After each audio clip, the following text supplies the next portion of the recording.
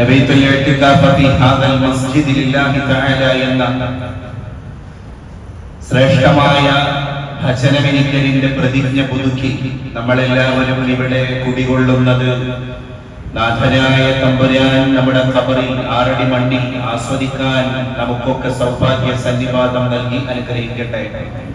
അല്ലാഹു നമ്മളിൽ നിന്ന് വിട പറഞ്ഞു പോയവർക്ക് പാപമോചനം നൽകി അനുഗ്രഹിക്കട്ടെ.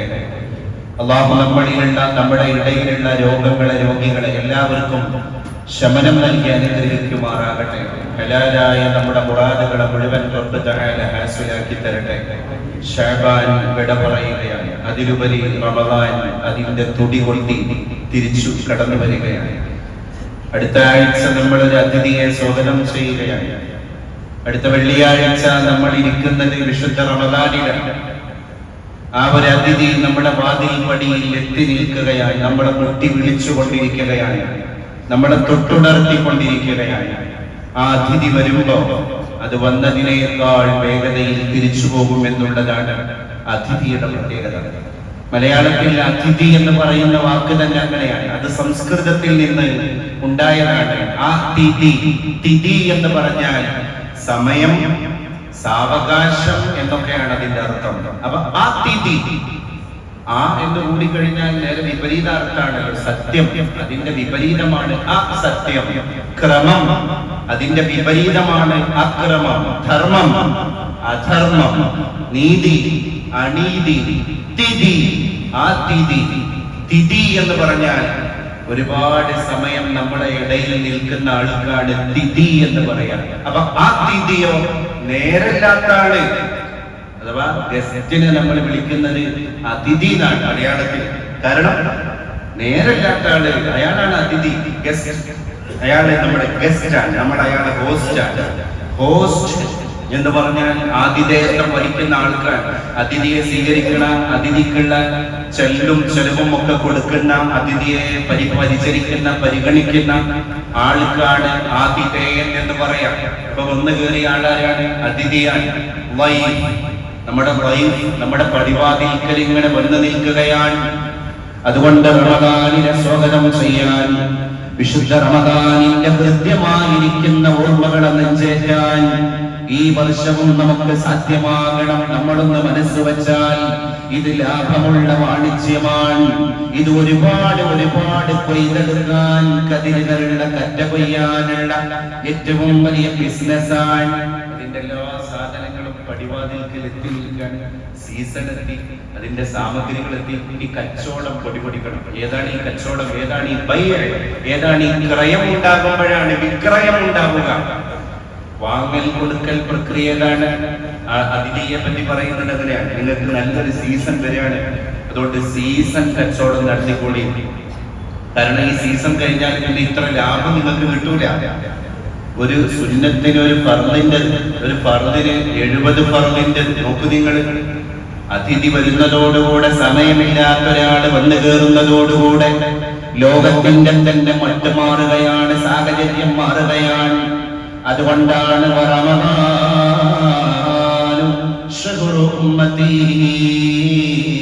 റമദാൻ എന്റെ സമുദായത്തിന്റെ മാസമാണ്.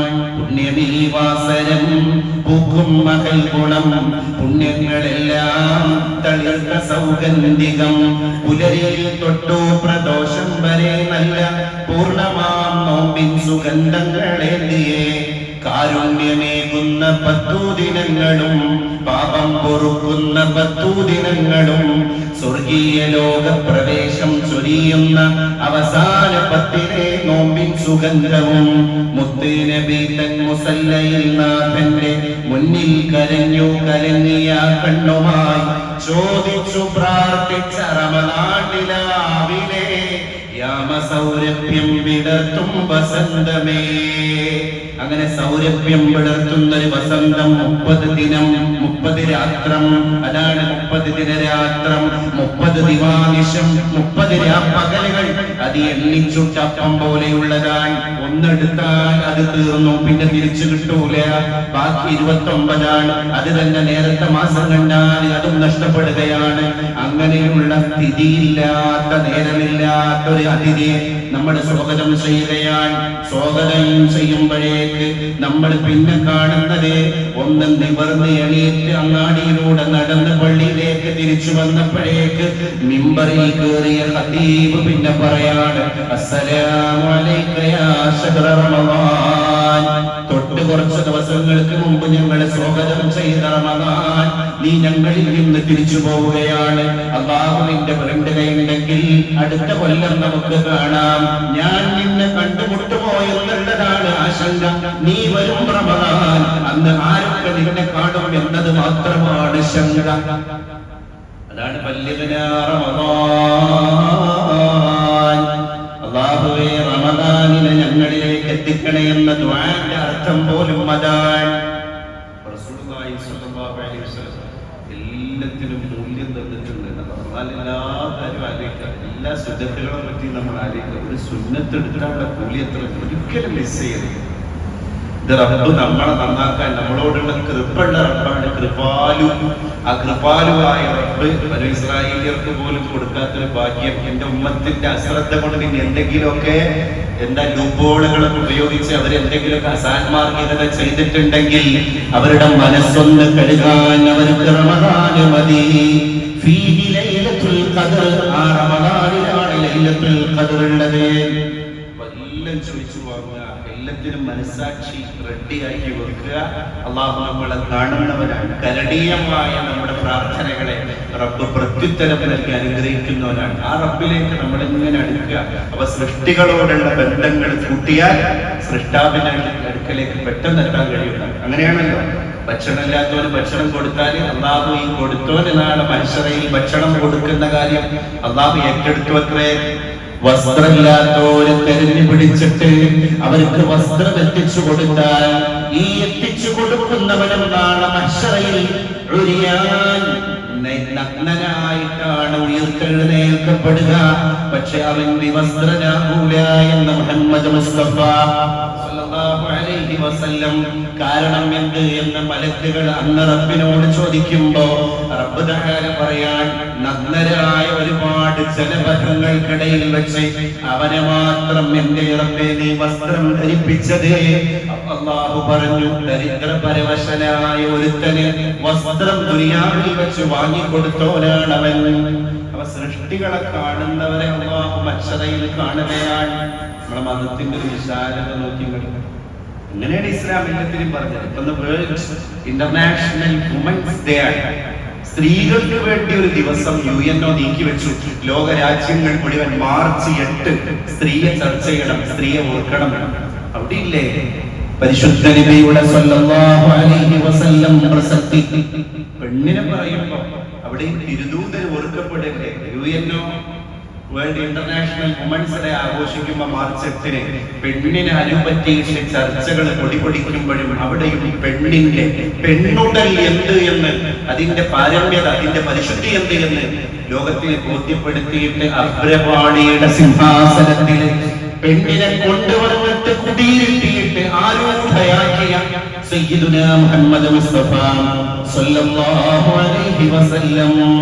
മൻ ആല ജാരിയതൈൻ, നിങ്ങൾക്കിടയിൽപ്പെട്ട ഏതെങ്കിലും ഒരു രക്ഷിതാവ് ബുദ്ധിമുട്ട് സഹിച്ചിട്ട് 2 പെൺകുട്ടികളെയെങ്കിലും പോറ്റി വളർത്തിയാൽ കുന്നലഹു സിത്റൻ മിനന്നാർ, നാളെ അയാളുടെ നരകത്തിൽ നിന്നുള്ള പ്രതിരോധം ഇയാളെ പോറ്റി വളർത്തിയ 2 പെൺകുട്ടികളാണ്. ഇവിടെ ഇസ്ലാമിൽ പെൺകുട്ടികളെ പോറ്റി വളർത്തിയ രക്ഷിതാവിന് മാർക്കിട്ടിനാണ്. അഷ്റഫുൽ ഖൽഖ് തിരുമേനി സ്വല്ലല്ലാഹു അലൈഹി വസല്ലം പെൺകുട്ടികളായിട്ട് സ്വന്തം പെൺമക്കളായിട്ട് മിങ്കിൾ ചെയ്ത് ജീവിച്ചൊരു ഫാദറല്ലേ. എപ്പോഴും ആലോചിച്ചു നിങ്ങൾ, റസൂലുള്ളാഹി സ്വല്ലല്ലാഹു അലൈഹി വസല്ലം തങ്ങളുടെ ആൺമക്കളൊന്നും റസൂലുള്ളാഹി സ്വല്ലല്ലാഹു അലൈഹി വസല്ലം തങ്ങളുടെ കൂടെ ഒരുപാട് കാലം ഉണ്ടായിട്ടില്ല. പെൺമക്കളുടെ പിതാവ് മുഹമ്മദ് മുസ്തഫ സല്ലല്ലാഹു അലൈഹി വസല്ലം എല്ലാ സ്ഥലത്തും പെണ്ണിനെ ആദരിച്ചു.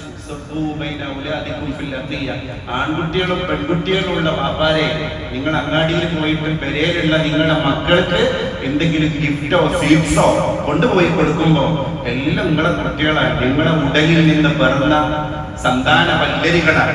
നിങ്ങൾ എല്ലാവരെയും ഒരുപോലെ കാണണം. ഇനി ഏതെങ്കിലും ഒരു കുട്ടിയെ മറ്റൊരു കുട്ടിയിൽ നിന്ന് വ്യതിരിക്തമായി കാണാൻ നിങ്ങൾ തുണിഞ്ഞാൽ ഒരൊറ്റ ഓപ്ഷനാണുള്ളത്. അതെന്താണ്? വഇൻ കുൻതു ഫദ്ദൽതു അഹദ അഗർ मैं एक आप लोगों के लड़का लड़की बच्चों के दरमियान किसी न किसी बच्चों को कोई अहमियत और खुसूसियत आप देते हैं तो लफज़ल बना अपने बेटे से बेटी को अहमियत देने के लिए मैं आप लोगों को बता देता हूं. നിങ്ങൾ ആൺകുട്ടികളെക്കാൾ പെൺകുട്ടിക്ക് പ്രാധാന്യം കൊടുക്കാൻ ഞാൻ നിങ്ങളോട് പറയും. ആദ്യം ഈ കുട്ടിക്കാർ കൊടുക്കേണ്ടത്, കുറച്ച് കൂടുതൽ ഈ കുട്ടിക്കാർ കൊടുക്കേണ്ടത്.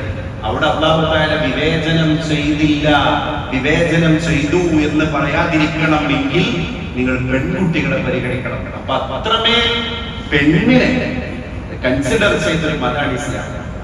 ഏതൊരാണിന്റെ കൂടെയും പെണ്ണ് വേണമെന്നാണ്, ഏതൊരാണിന്റെ വിജയത്തിലും പെണ്ണ് അനിവാര്യമാണ്. അതുകൊണ്ടാണ് ഈ ഷീ, ഹി, മാഡം, അതുപോലെ തന്നെ മിസിസ്, മിസ്റ്റർ സംരംഭങ്ങളൊക്കെ ഉണ്ടായിട്ടുള്ളത്. കാരണം പെണ്ണ് അങ്ങനെയാണ്. നമ്മളേത് പെൺകുട്ടി, നമ്മളെ മക്കളെ ആലോചിച്ചാൽ മതി. നമ്മുടെ സ്വന്തം പെൺമക്കളെ കാണുമ്പോൾ നമ്മളിങ്ങനെ ചിന്തിക്കണം, അതൊരു കടലാണ്. നമ്മളെ പെണ്ണുങ്ങളെ കാണുമ്പോൾ നമ്മൾ ആലോചിക്കണം, നമ്മുടെ ഭാര്യയെ കാണുമ്പോൾ നമ്മൾ ആലോചിക്കണം, നമ്മുടെ ഉമ്മാനെ കാണുമ്പോൾ നമ്മൾ ചിന്തിക്കണം, പെണ്ണ് ഒരു സമുദ്രം, ഒരു പാരാവാരം, ഒരു തിരയടിക്കുന്ന നീലസാഗരം. കാരണം എന്താണ്? ഇറങ്ങിച്ചെല്ലുന്തോറും ആദ്യങ്ങനെ കാണുമ്പോ കരയിലൊക്കെ തിരമാലകൾ ഇങ്ങനെ തത്തിക്കളിക്കാറുണ്ട്. പക്ഷെ ഇറങ്ങിച്ചെല്ലുന്തോറും ആഴം കൂടുന്ന കടൽ, അതാണ്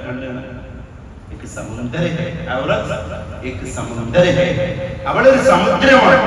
നമ്മൾ ഇറങ്ങുന്തോറും ആഴം കൂടിക്കൊണ്ടിരിക്കുന്നത്. നമ്മളെ പെങ്ങളെ പറ്റി നമ്മൾ പഠിക്കാൻ പിടിഞ്ഞാല് അവള് വലിയൊരു അത്ഭുതമാണ്. അവളാണല്ലോ നാളെ ജനിക്കാൻ പോകുന്ന കുഞ്ഞിന്റെ ഗർഭപാത്രം ഒരുക്കപ്പെട്ട ശരീരം ഉടലുള്ളവൾ അല്ലെ. നമ്മളൊരു 5 വയസ്സ് 6 വയസ്സുകാരിയായ മോളെ കാണുമ്പോ ലോകത്തെ ഏറ്റവും വലിയ ശാസ്ത്രീയ സംവിധാനങ്ങളൊക്കെ തന്നെ ഇന്ന് കണ്ടെത്തപ്പെട്ടിട്ടും ഇന്നും ലോകത്തെ ഏറ്റവും വലിയ മിറാക്കിൾ അതൊരു പെണ്ണിന്റെ പ്രസവാണത്രേ. ഒരു പെണ്ണിന്റെ പ്രസവം.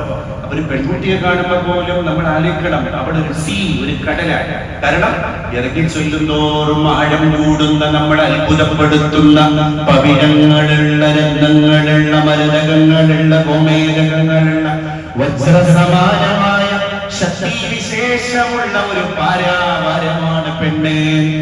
അല്ലാഹുവിന്റെ റസൂൽ പെണ്ണിനെ അങ്ങനെയാണ് വർണ്ണിച്ചത്. അഞ്ജുഷ എന്ന് പറയുന്ന സ്വഹാബി നല്ല എക്സ്പെർട്ടാണ്. കുതിരയോട്ടം, ഒട്ടകത്തെ ഓടിക്കുന്ന മൂക്ക് കയറി ഇങ്ങനെ പിടിച്ചിട്ട് ശരിക്കും തേരാളിയെ പോലെ തേരോട്ടം നടത്തുന്ന സ്വഹാബിയ. കല്യാണം കഴിഞ്ഞതിന് ശേഷം പെണ്ണിനെ പിന്നിൽ ഒട്ടകക്കട്ടിലിൽ ഇരുത്തിയിട്ട് ഇതേ സ്വഹാബി അതേ വേഗതയിൽ കുതിരയെ ഓടിച്ചു കൊണ്ടുപോയപ്പോ അല്ലാഹുവിന്റെ റസൂൽ അത് കാണുകയാണ്. എന്നിട്ട് പറഞ്ഞുപോയി, പ്രിയപ്പെട്ട എന്റെ പ്രിയപ്പെട്ട സഹോദരനായ അഞ്ജുഷ, ഇന്ന് ഒന്ന് മെല്ലെ ഓടിക്കണം അഞ്ജുഷ. എന്തിനാണ് നബിയെ? എന്നും ഞാൻ ഇവിടെ ഈ മരുഭൂമിയിലൂടെ ഇത് ഓടിക്കുന്ന ആളല്ലയോ? അപ്പൊ പരിശുദ്ധ നബി പറഞ്ഞു, പടുങ്ങിനോട് നിന്റെ മൃദുലത നീ പ്രകടിപ്പിക്കാൻ വേണ്ടിയാണ്. എവിടെയാണ് നബിയെ ഇവിടെ പടുങ്കുള്ളത്?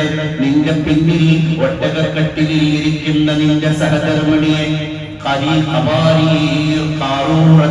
ഒരു സ്ഫടികം, ഒരു പളുങ്ക് എന്നാണ് ഞാൻ പറയുക.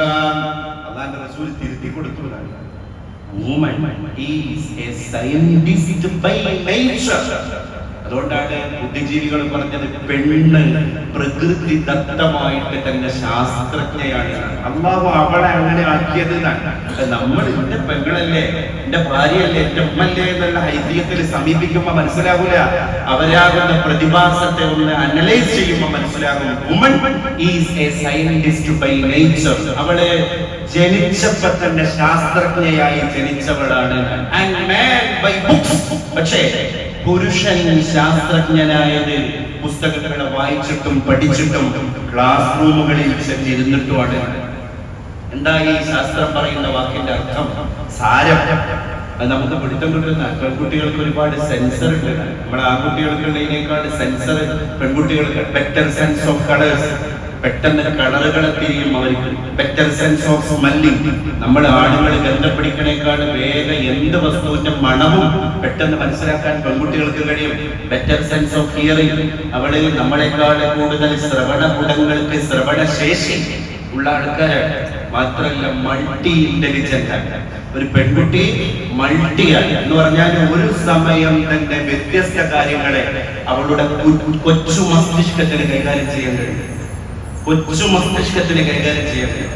പക്ഷേ ആണിന് അങ്ങനെ കഴിയില്ല. ഒരു സമയം ഒന്നിലേ അവന് കോൺസെൻട്രേറ്റ് ചെയ്യാൻ കഴിയുള്ളൂ. ആ ഒന്നിൽ അവൻ മുഴുകിക്കൊണ്ടിരിക്കുന്നതിന്റെ ഇടയിൽ ഔട്ട്സൈഡിൽ നിന്ന് ഒരാൾ വന്നിട്ട് അവനെ ശല്യം ചെയ്താൽ അവൻ ഫ്രസ്ട്രേറ്റഡ് ആയി. പക്ഷെ പെണ്ണങ്ങനല്ല. എന്നിട്ട് അയാളുടെ ഡീൽ ചെയ്യും. അവൾ ചെയ്തുകൊണ്ടിരിക്കുന്ന പണി വളരെ മനോഹരമായിട്ട് ചെയ്യും. അതാണ്, അത് മൾട്ടിയാണ്. അവൾ വിഭിന്ന അഭിരുചിയുടെ കലാവൈഭവത്തിന്റെ കേദാരമാണ്. പിന്നെ സോഷ്യൽ കോൺഷ്യസ്. ആൾക്കാർ കാണുന്നതേ അവര് ശ്രദ്ധിക്കൂലേ അല്ലെ? നമ്മളെ വീട്ടിലൊരു അതിഥി വരുമ്പോ വീട് അലങ്കരിക്കണം. ആ നിന്ന അവസ്ഥയിൽ തന്നെ നിന്നോട്ടെ. അവരൊക്കെ നമ്മളൊക്കെ ഇവിടെ ഈ ദുനിയാവിൽ ജീവിക്കുന്ന ആൾക്കാരല്ലേ എന്ന് ആണി ന്യായം പറയുമ്പോഴും എല്ലാ കല്ലും മുള്ളും കൈകൊണ്ടെടുത്ത് അത് വൃത്തിയാക്കി ഹൈജീനാക്കി അതിന്റെ ആംബിയൻസ് ക്രിയേറ്റ് ചെയ്യുന്നത് ആരാണ്? ആ ക്രിയേറ്റർ ആരാണ്? പെണ്ണാണ്. അങ്ങനെ പെണ്ണ് എന്ന് പറയുന്ന ഒരു പ്രതിഭാസം ഒരാണിന്റെ കൂടെ ഒട്ടിച്ചേർന്ന് നിൽക്കുമ്പോഴേ ആണിന് വിജയിക്കാൻ കഴിയുള്ളൂ. അപ്പൊ ഒരു മിസ്റ്റർക്ക് അനിവാര്യമാണ്, വളരെ അനിവാര്യമാണ്. ഇന്ന് അന്താരാഷ്ട്ര വനിതാ അല്ലെങ്കിൽ സ്ത്രീ ഓർമ്മപ്പെടുത്തലിന്റെ ദിനത്തിന്റെ ഭാഗമായി തിരുനബിയുടെ പെണ്ണ് എന്ന് പറയുന്ന കൺസെപ്റ്റ് അത് ലോകത്ത് ഒന്നുകൂടി അവതരിപ്പിക്കേണ്ടിയിരിക്കുന്നു നാം മുസ്ലിങ്ങൾ. ഇസ്ലാം എങ്ങനെ പെണ്ണിനെ കാണുന്നത് എന്നുള്ളത് ഇന്നും വളരെ വ്യാജമായ രീതിയിൽ പേണയുന്ന ആൾക്കാരാണ് അല്ലെ? നമ്മുടെ പൊന്നാനിക്കാരനായ കുട്ടിക്കൃഷ്ണൻ എന്ന് പറയുന്ന ഉറൂബ് എന്ന് പറഞ്ഞാൽ മലയാളികളുടെയൊക്കെ മനസ്സിലാവുള്ളൂ. തികവക്ത സാഹിത്യകാരനാണ്. ഒരുപാട് കഥകൾ രചിച്ചു. ഉമ്മാച്ചു, അതുപോലെ തന്നെ രാജിയമ്മ പോലെയുള്ള ഒരുപാട് കൃതികൾ മലയാളക്കരക്ക് സമ്മാനിച്ച മനുഷ്യനാണ്. മഹൂലത്ത് പൊന്നാനിയിൽ സൈനുദ്ദീൻ മഖ്ദൂമമാരുടെ നാട്ടിൽ നിന്ന് തന്നെയാണ് അദ്ദേഹം പിറവിയെടുത്തത്. കുട്ടിക്കൃഷ്ണൻ എന്ന് പേരുള്ള മലയാളത്തിന്റെ സാഹിത്യകാരന് പിന്നെ ഒരു പെൻ നെയിം, ഒരു തൂലികാ നാമം അദ്ദേഹം തന്നെ പരിചയപ്പെടുത്തി. ഉറൂബിന്റെ രാജിയമ്മ എന്ന് പറയുന്ന കഥ വായിച്ചാൽ മനസ്സിലാകും. ഗൂഡല്ലൂര് സ്വരമടക്കുകൾക്കിടയിൽ നിന്ന് നീലഗിരി ജില്ലയിൽ എന്ന് പറഞ്ഞാൽ ഊട്ടിയിലേക്ക് നമ്മൾ പോകുമ്പോഴുള്ള ജില്ലയാണ് നീലഗിരി ജില്ല. ഭയങ്കര തണുപ്പാണ്, മരം കോച്ചുന്ന തണുപ്പാണ് അവിടെ രാജിയമ്മ എന്ന് പറയുന്ന നല്ല നിലപാടുള്ള ഒരു പെണ്ണ് ഇവർക്ക് വേണ്ടി ഭക്ഷണം തയ്യാറാക്കി വെച്ചു. പക്ഷെ ഇവർ വരാൻ കുറച്ച് വൈകി. രാത്രിയാണ് ഞങ്ങളുടെ രാജിയമ്മ ഉണ്ടാക്കിയ ഭക്ഷണം കഴിച്ചത്. ഞങ്ങളുടെ രാജിയമ്മയുടെ വീട്ടിലേക്ക് പോയപ്പോ എല്ലാം തണുത്തത് രാജിയമ്മയൊഴികെ എന്ന് ഉറൂബ് പറഞ്ഞിട്ടുണ്ട്. എല്ലാം തണുത്തത് രാജിയമ്മയൊഴികെ. അപ്പൊ എന്താ?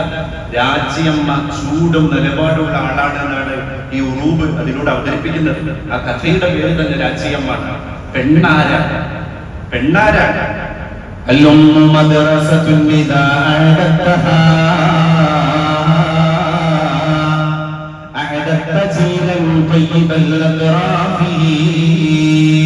ഒരു കുട്ടിയുടെ ആദ്യത്തെ മദ്രസ ഞാൻ കൈറോയിലായിരുന്നു ഈ ആഴ്ച. എനിക്ക് ഏറ്റവും കൂടുതൽ വിഷമം ഈജിപ്തിലേക്ക് പോകുന്നതിന് മുമ്പൊക്കെ ഈജിപ്തിനെ പറ്റിയിട്ടുള്ള കൺസെപ്റ്റ് നല്ല ഒരുപാട് സംസ്കാരം. കാരണം ഇമാം ബൂസൂരി തങ്ങൾ അവിടെ കിടക്കുന്നത്, ഇമാം ഷാഫി തങ്ങൾ അവിടെ കിടക്കുന്നത്, അതുപോലെ തന്നെ അഹ്മദുൽ ബദവി തങ്ങൾ കിടക്കുന്നത് അവിടെയാണ്, നഫീസത്തുൽ മിസ്രിയ കിടക്കുന്നത് അവിടെയാണ്, ലുഖ്മാനുൽ ഹകീം തങ്ങൾ കിടക്കുന്നത് അവിടെയാണ്. അതോടുകൂടെ തന്നെ റാബിയത്തുൽ ലദവിയ, ദിനൂനുൽ മിസ്രി, എത്ര മഹാന്മാർ. അൽഹംദുലില്ലാഹ് തൗഫീഖോടുകൂടി ഈ ആഴ്ച അവരെയൊക്കെ സന്ദർശിക്കാൻ സൗഭാഗ്യസിദ്ധി ഉണ്ടായി എന്റെ പ്രിയപ്പെട്ടവരെ. പക്ഷേ അവരുടെ അടുക്കലേക്ക് നമ്മൾ നടന്നു പോകുമ്പോ ഈജിപ്തിന്റെ പഴയ മിസ്റിന്റെ ഇടപെടികളിൽ നമ്മൾ കാണുന്നത് സംസ്കാരമില്ലാത്ത പർദ്ദയും മഫ്തയും ഇട്ട ഉമ്മമാരെയാണ്. കുട്ടി ഒരു ചെറിയ രീതിയിൽ എന്തെങ്കിലും ഒരു അനിഷ്ടം കാണിക്കുമ്പോഴേക്ക് 2 വയസ്സോ 1.5 വയസ്സൊക്കെ ഉള്ള മക്കളെ മുഖത്ത് ഇങ്ങനെ തുരുത്തരാ തല്ലുന്ന ഉമ്മമാർ. ഒരു കൃപ എന്ന് പറയില്ല നമ്മുടെ മലപ്പുറത്തുമാര്. ആ കൃപ എന്ന് പറഞ്ഞ സാധനം അടുത്തുകൂടെ പോകാൻ സത്യം പറയാം നമ്മൾ ഇതുവരെയുള്ള ധാരണകളെ മുഴുവൻ പൊളിച്ചെടുത്തേണ്ടി വന്നു. മൊത്തം സംസ്കാര ശൂന്യം. അതൊന്നുകൂടി അന്വേഷിച്ചപ്പോൾ മനസ്സിലായത് അവിടുത്തെ സ്ത്രീകളിൽ ഉണ്ടായ അഹങ്കാരമാണ്. അതുകൊണ്ട് തൊലാഖിന്റെ എണ്ണം അവിടെ കൂടി. കോടതി മുഴുവൻ കൈകാര്യം ചെയ്തുകൊണ്ടിരിക്കുന്നത് മുത്തല്ലഖത്തായ പെണ്ണുങ്ങളുടെ കേസാണ്. 2-3 മക്കളുള്ള ഹസ്ബൻഡിലേക്ക് പൊരുത്തപ്പെടാൻ കഴിയാതിരിക്കുക, ലാസ്റ്റ് ഇറങ്ങി പോവുക, തലാഖിന് വേണ്ടി കോടതിയിൽ ഫയൽ കൊടുക്കുക. അങ്ങനെ തലാഖ് മുഴുവൻ നടക്കുന്ന ഒരു നാടായി മാറി. എന്നിട്ട് ഇവര് പിന്നെ തെരുവില ഈ ഐഷ് എന്ന് പറയുന്ന ഒരു റൊട്ടി ഉണ്ട്. ആ റൊട്ടിന്റെ പേര് ഐഷ് എന്നാണ്. എന്റെ ഐഷ് എന്ന് പറഞ്ഞാൽ ജീവിതം. ആ റൊട്ടിക്ക് അവര് പേരിട്ടത് ഐഷ് എന്ന ചോളം കൊണ്ട് നിർമ്മിക്കുന്ന അതിന്റെ വില സർക്കാർ ഒരിക്കലും കൂട്ടൂല. ഒരു പൗണ്ട് എന്ന് പറഞ്ഞാൽ ഈജിപ്തിലെ ചെനി എന്ന് പറയുന്ന ഒരു നാണയാണ്, ഒരു പൗണ്ടാണ്. അതിന് എല്ലായിടത്തും ഈ സാധനം കിട്ടും. അത് കഴിക്കുക, തെരുവിൽ കിടക്കുക, മക്കളെ ദ്രോഹിക്കുക. അതുകൊണ്ട് വളർന്നു വരുന്ന ആണുങ്ങൾ, യുവാക്കൾ മുഴുവൻ വളരെ ക്രൂവലാണ്. അവിടെ വളരെ പരുഷം. നമ്മൾ എയർപോർട്ടിൽ നിന്ന് ഇറങ്ങിയാൽ തന്നെ മനസ്സിലാവും. എന്തെങ്കിലും ചോദിക്കുമ്പോഴേക്ക് രണ്ടാമത്തെ വാക്കിൽ തർക്കുത്തരം, അല്ലെങ്കിൽ അടി, പിടി, താടനം, ഭയങ്കര പരുഷ സമീപനം. ഇതിന്റെ കാരണം അവിടുത്തെ ഒരു പണ്ഡിതനോട് അന്വേഷിച്ചപ്പോൾ അദ്ദേഹം പറഞ്ഞത് അതിന്റെ കാരണം ഉമ്മയാണ്. കാരണം ചെറിയൊരു റീസൺ ഉണ്ടാകുമ്പോഴേക്ക് ചെറുപ്പത്തിലേ മക്കളെ അടിച്ച് പരുവപ്പെടുത്തുക. ആ കുട്ടി അടികൊണ്ട് കാരുണ്യത്തിന്റെ ഒരു ഉറവ പോലും ജീവിതത്തിൽ കാണാതെയായി. അവസാനം അവന് മനസ്സിലായി ഇത്രയും ക്രൂരമാണ് ദുനിയാവ്. അതുകൊണ്ട് കപട ലോകത്തിൽ ആത്മാർത്ഥമായ ഒരു ഹൃദയമുണ്ടായതാണ് പരാജയം എന്ന് പണ്ട് ചെങ്ങമ്പുഴ പറഞ്ഞില്ലേ. ഈ കാപട്യം നിറഞ്ഞ ലോകത്ത് ഞാൻ മാത്രം ഒരു മുഖ്ലിസായി ജീവിക്കുന്നതാണ് എന്റെ തോൽവി. അതുകൊണ്ട് ഞാൻ ജയിക്കണമെങ്കിൽ ഞാനും കപടനാകണം. അപ്പൊ അവൻ കപടനാവണം. കാണുന്നവരെ മുഴുവൻ അടിക്കുന്നു, പോക്കറ്റ് പിന്നെ എന്ത് ചെയ്യുന്നു, ആളുകളെ സാധനങ്ങൾ അപഹരിക്കുന്നു, പോക്കറ്റ് അടിക്കുന്നു, മോഷ്ടിക്കുന്നു, കള്ളം പറയുന്നു. ഒരു നിലക്കും നമുക്ക് അംഗീകരിക്കാൻ കഴിയുന്നില്ല. പക്ഷെ അവിടെ കിടക്കുന്നത് മുഴുവൻ ലോകത്തെ ഏറ്റവും വലിയ മഹാന്മാരാണ്. ഈ മണ്ണും ആ മണ്ണിൽ ഇന്ന് ജീവിക്കുന്നവരും തമ്മിൽ ഒരു താരതമ്യ പഠനം നടത്തുമ്പോൾ നമ്മൾ അത്ഭുതപ്പെടുക, വളരെ അത്ഭുതപ്പെടുക. എന്തേ? ബേസ് ഉമ്മ നന്നാവാതെ പോയതാണ് കാരണം. നമ്മളെ ഉമ്മമാര് നന്നാവണം. നമ്മളെ കുട്ടികൾ റെഡിയാവണമെങ്കിൽ ഉമ്മമാര് റെഡിയാവണം. പ്രവാസികൾ കൂടുതലുള്ള കുടുംബങ്ങളിൽ പ്രത്യേകിച്ചും ഇരുത്തം വേണ്ട പെണ്ണുങ്ങളാകണം. പെണ്ണിന്റെ കയ്യിലാണ് എത്ര മുതിർന്ന കുട്ടിന്റെയും താക്കോൽ, പെണ്ണിന്റെ കയ്യിലാണ്. അതുകൊണ്ട് പെണ്ണിന്റെ മേക്കപ്പ്, പെണ്ണിന്റെ സൗന്ദര്യവർദ്ധക വസ്തു അതൊരിക്കലും ലിപ്സ്റ്റിക്കോ റോസ് പൗഡറോ അല്ല. The most powerful makeup of a woman is passion. Passion വേണം, നിലപാട് വേണം, എന്റെ മക്കൾ നന്നാകണം എന്നുള്ള ബോധം വേണം, തന്റെ ഇടം വേണം, പക്വത വേണം. ഈ പെണ്ണിന്റെ ദിവസത്തിൽ നമ്മൾ അതാണ് ഇസ്ലാമിൽ ചർച്ച ചെയ്യേണ്ടത്. അതുകൊണ്ട് നിങ്ങളൊരു പെണ്ണിനെ പഠിപ്പിച്ചാൽ നിങ്ങളൊരു സമുദായത്തെ പഠിപ്പിച്ചു, നിങ്ങളൊരു ആണിനെ പഠിപ്പിച്ചാൽ നിങ്ങളൊരു വ്യക്തിയെ പഠിപ്പിച്ചു. എന്റെ പെണ്ണും ഒരു വ്യക്തിയല്ലേ? എന്താ ബുദ്ധിജീവികൾ അങ്ങനെ പറയാൻ കാരണം? നിങ്ങളൊരു ബോയ്, ഒരു ആൺകുട്ടിയെ പഠിപ്പിച്ചാൽ നിങ്ങളൊരു പേഴ്സണെ, ഒരു വ്യക്തിയെ നിങ്ങൾ പഠിപ്പിച്ചു. അതേസമയം ഒരു ഗേൾ, ഒരു പെൺകുട്ടിയാണ് നിങ്ങൾ പഠിപ്പിച്ചതെങ്കിലോ നിങ്ങളൊരു സൊസൈറ്റിയെ പഠിപ്പിച്ചു കഴിഞ്ഞു, നിങ്ങളൊരു സൊസൈറ്റിയെ ശക്തിപ്പെടുത്തി. അതുകൊണ്ട് പെണ്ണ് നന്നാകണം, പെണ്ണ് നന്നാവണം. ജമീൻ പേരി ഹുയി ഹൈ ജിസ് തരഹ ഫലാഖ് കെ നീചെ യുഹി ജന്നത് ബി के कदमों के खातिर गली से। मेरे प्यारे मुस्लिम भाइयों, आप लोग भी सोचना जरूर है कि आसमान के नीचे जमीन फैला हुआ है, जमीन फैली हुई है, आसमान के नीचे जमीन फैली हुई है. जिस तरह यूं ही इस तरह ആകാശത്തിന്റെ ചോട്ടിൽ ഭൂമി പരന്നു കിടക്കുമ്പോലെ സ്വർഗവും ജന്നത്തുൽ ഫിർദൗസും ഭൂമി പരന്നു കിടക്കും പോലെ, ആകാശത്തിന്റെ ചോട്ടിൽ ഭൂമി കിടക്കും പോലെ സ്വർഗവും ഒരു സ്ഥലത്ത് പരന്നു കിടക്കാൻ. എന്തിന്റെ ചോട്ടിലാണ്?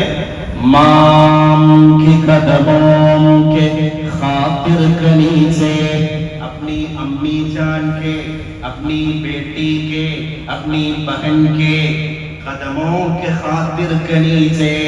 നമ്മുടെ ഉമ്മാന്റെ, നമ്മുടെ പെങ്ങളുടെ, നമ്മുടെ മോളുടെ, നമ്മുടെ പെൺകുട്ടിയുടെ, നമ്മുടെ ഭാര്യയുടെ അവരുടെ കാലിന്റെ ചോട്ടിലാണ് അത്ര ആകാശത്തിന്റെ ചോട്ടിൽ ഭൂമി പരന്നു കിടക്കും പോലെ സ്വർഗം പരന്നു കിടക്കുന്നത്.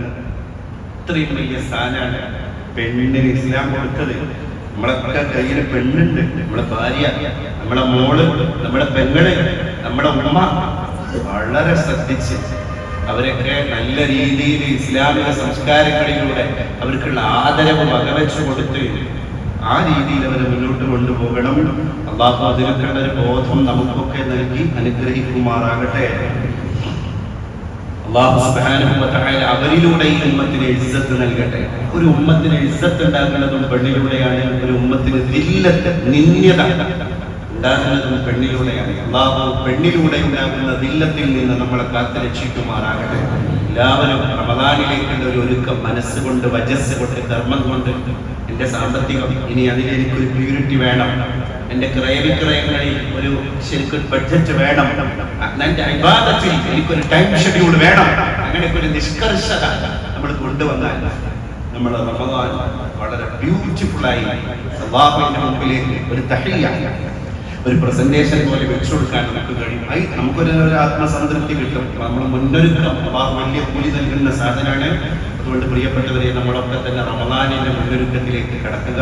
അല്ലാഹു നമ്മളിൽ നിന്ന് സ്വീകരിക്കുമാറാകട്ടെ. എല്ലാ കാര്യങ്ങളും റാഹത്തായി മഖ്ബൂലും മബ്റൂറുമായി പറഞ്ഞാൽ അവിടെയും പോയിട്ട് നമ്മൾ നിർവഹിക്കുന്നത് പ്രസംഗങ്ങളാണെങ്കിലും ഓരോ വേദിയെയും മദ്രസയും അതൊക്കെ ദഅവത്തുകളാണ്. അവിടെ ഇഖ്ലാസ് നന്നാകണം, കിബ്ർ വരാൻ പാടില്ല, അള്ളാഹുവിന് വേണ്ടിയാകണം. നിയത്തുകളിൽ ഫ്ലോപ്പ് സംഭവിക്കാൻ പാടില്ല. നിന്റെ കൂലി ഉണ്ടെങ്കിൽ അത് നാളെ വാങ്ങാൻ കഴിയണം. അള്ളാഹു നമ്മുടെ അഅ്മാലുകളെ മഖ്ബൂലായ അഅ്മാലുകളാക്കി മാറ്റട്ടെ എന്ന് പ്രത്യേകമായി ദുആ ചെയ്യുകയാണ്. പ്രിയപ്പെട്ടവരെ, ലണ്ടനിൽ ജോലി ചെയ്യുന്ന ഒരു മലയാളി സഹോദരൻ, അദ്ദേഹത്തിന്റെ മക്കളുടെ അസ്വസ്ഥതയുമായി ബന്ധപ്പെട്ട് വളരെ വിഷമത്തിലാണ്. അസുഖവുമായി ബന്ധപ്പെട്ട് നമ്മുടെ കുട്ടികൾക്ക് അവരുടെ ഭക്ഷണ ചെലവിലേക്ക് 25,000 രൂപ അദ്ദേഹം നിയ്യത്താക്കിയിരിക്കാൻ. അദ്ദേഹത്തിന് വ്യത്യസ്ത മുറാദുകളുണ്ട്. പഠിച്ചോനെ, ഒരുപാട് അകലങ്ങളിൽ ഇരുന്നിട്ട് ഇവിടെ നടക്കുന്ന ഇസ്ലാമികമായ ചലനങ്ങളിൽ എന്തൊക്കെയോ പ്രത്യുത്തരമുണ്ട് എന്ന് വിശ്വസിക്കുന്ന ആ പ്രിയപ്പെട്ട സഹോദരന് നീ അദ്ദേഹത്തിന്റെ ഉദ്ദേശ ലക്ഷ്യങ്ങളെ സഫലീകരിച്ചു കൊടുക്കണേ തമ്പുരാനെ. അല്ലാഹുവേ, അദ്ദേഹത്തിന്റെ സ്വതക്ക നീ കബൂലാക്കണേ തമ്പുരാനെ. അതുപോലെ തന്നെ നമ്മുടെ ജീവനക്കാർക്ക്, നമ്മുടെ മസ്ജിദിന്റെ ഈ മഹല്ലിന്റെ കീഴിൽ 10-25ഓളം ജീവനക്കാർക്ക് കനപ്പെട്ട വളരെ ബൃഹത്തായ റമദാനിന്റെ കിറ്റ് കഴിഞ്ഞ വർഷങ്ങളെ പോലെ തന്നെ ഈ വർഷവും അഭിനന്ദനായ മഹല്ല് പ്രസിഡന്റിന്റെ നേതൃത്വത്തിൽ അവരെ ഇനീഷ്യേറ്റ് ചെയ്തിട്ട് തന്നെയാണ് നമ്മളത് കാണുന്നത്. ഏതായാലും അൽഹംദുലില്ലാ വളരെ വിജയകരമായി ഈ നാട്ടിലെ പ്രത്യേകിച്ച് 2-3 വ്യക്തിത്വങ്ങളൊക്കെ തന്നെ അതിലേക്ക് നന്നായി സഹകരിച്ചു.